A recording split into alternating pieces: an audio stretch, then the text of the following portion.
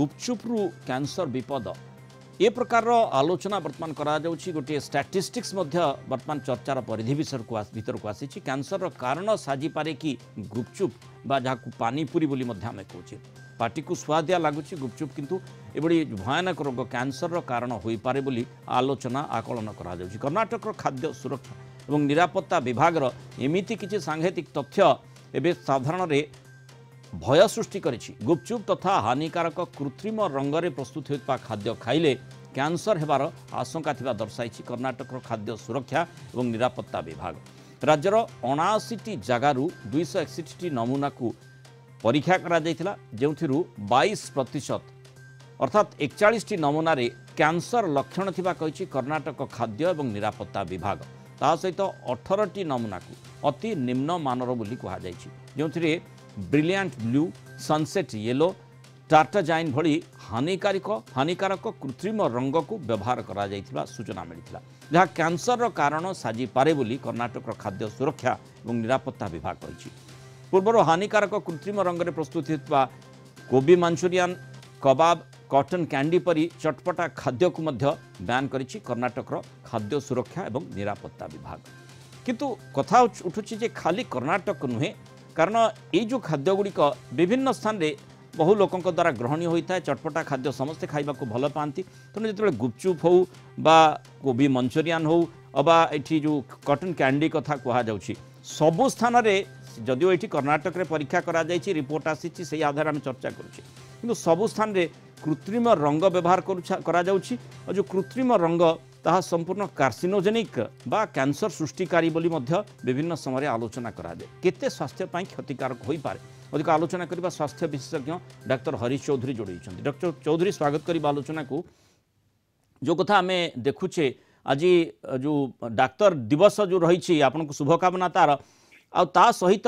आपण माने मध्य सतर्क करिवार आवश्यकता रही जोठी आमे देखुचे जे चटपटा खाद्य लोके खाउछंती आउ ता द्वारा विपद रे न पड़ंतु अंततः सेही क्षेत्र रे सचेतनता निहाती आवश्यकता तार रही ता सहित हमको देखा पड़ो जे जो खाद्य गुड़िक कैंसर हो बा अन्य कौन से रोग सृष्टि करि पारे से दिगरे जमती जो कर्नाटक जो फूड जो सेफ्टी संस्था रही से माने जमती परीक्षण करी गोटे स्टैटिस्टिक्स बाहर करिसंती समस्ते मध्य सबु राज्य में मध्य प्रकार स्थिति हेबा दरकार। प्रथमतः आपन को धन्यवाद देवी डाक्टर दिवस रे एवं द्वितीय कथा जो प्रसंगटी रखिचंती आज आपन को टीवी रे ये आज डाक्टर दिवस रे सारा समाज पई गोटे बड़ संदेश कहले अत्युक्ति हेब नै जे हमर खाद्य आ परिवेश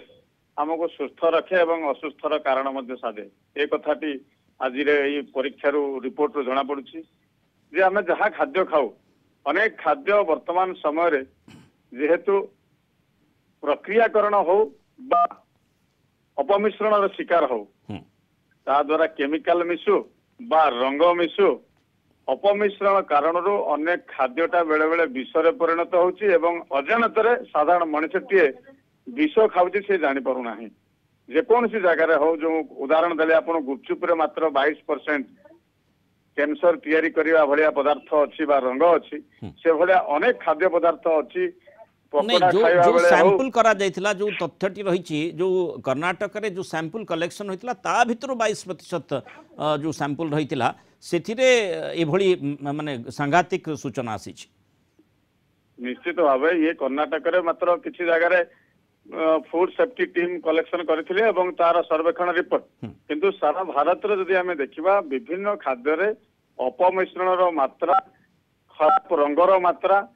एभली भाव रे 20 रु 40% अच्छी जहाँ आम शरीर क्षतिकारक खाली नुह बेले बेले हृदरोगकारी हुए बेले बेले कैंसर कारण हुए बेले बेले अन्य रोगर कारण हुए अनेक समय आम जानी साधारण खाद्य खाइले गोटे फूड पॉइजनिंग बढ़िया हो जाए और आम तरल झाड़ा हो जाए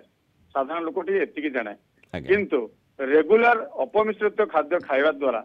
बा अपमिश्रित रंधा खाद्य खाइबा द्वारा बा ये भलिया अपमिश्रित स्ट्रीट फूड कलर्ड फूड खाइबा द्वारा जे हम शरीर रे अनेक समस्या दीर्घ दिन परे तैयारी हुए जहाँ आम जानी पारु ना जार उदाहरण नमूना परीक्षण माध्यम जान आज्ञा जो रंग गुड़िक व्यवहार करा जाउछि मुख्य कथा होछि जे रंग तार आवश्यकता कौन रही खाद्य को अधिक आकर्षण करने जदि व्यवहार करा जाउछि ताहा जदि मारात्मक हो पारे ताहले निश्चय ताकू टिके भिन्न भाव में चिंता करने को पड़ो जे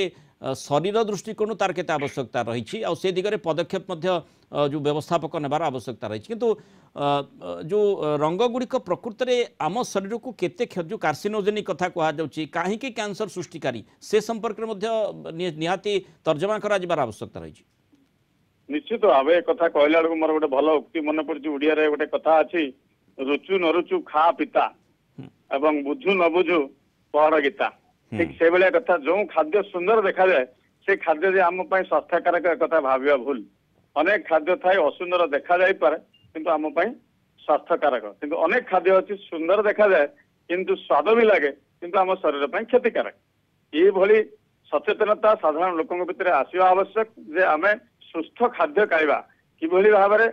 जैविक सार तैयारी होता खाद्य खाइबा किभली भाव में नाली रंग बा अपमिश्रित रंगयुक्त खाद्य खाइबा नहीं ये सचेतनता आज डाक्तर दिन रे जातीय डाक्तर दिवस रे मु कहबी आपण माध्यम रे जे अपमिश्रित खाद्य खाइबा द्वारा शरीर अनेकांश असुस्थ हुए आज्ञा तार कारण कौन प्रकृत में जो माने असुस्थ होगाटा माने निश्चय गुरुत्वपूर्ण ताकू तो निश्चय माने जो आप परामर्श रखुंट गुरुतर सहित जो दर्शक माने नेबे जो माने खाद्य ये खाद्य खाऊंट बा आग्रह प्रकाश करुँच किंतु जो कार्सिनोजेनिक बोली जहाँ को कहा जाउछि कैंसर सृष्टिकारी जो रंग आम देखुचे तार प्रभाव केमिति रही था आम शरीर उपर धीरे धीरे कैंसर रोगीटे जिते डाक्तर पाखक आसे कैंसर हो गला लक्षण है डाक्तर पाखक आसे अर्थात ता शरीर में अनेक दिन धरी से प्रक्रियाकरण जारी रही थाए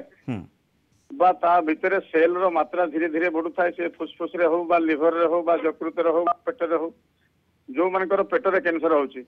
खाद्य नली जाम हैला परे जे से डाक्तर पाखक आसंती जो मानकर लिवर रे होची कैंसर पेट फुलिकी बथा हला पर्यंत जाइकरी से जानी पारती एवं तापर डाक्तर पाखक आसंती किंतु ता भितर तांकर खाद्यपेय एवं परिवेश जनित विभिन्न केमिकल कारण धीरे धीरे रोगर मात्रा कैंसर मात्रा बढ़ी बढ़ी एते बड़ हो जाए से जानी पारती वर्तमान कैंसर टी सारा विश्व रे एक बड़ प्रमुख रोग हिसाब रे मृत्युर कारण हिसाब रे साजिଛି कहीं ना अनेक समय रोगीटे हॉस्पिटल आसला बेलू तार ऑलरेडी एडवांस स्टेज कैंसर होता है से जानी पार न थाए साधारण गोटे गलबड़ा कैंसर अच्छी पित्तकोशर कैंसर रे रोगीटी कौन लक्षण न थाए लक्षण विहीन पित्तकोश कैंसर बोली कहुए से अर्थात 10 वर्ष भितर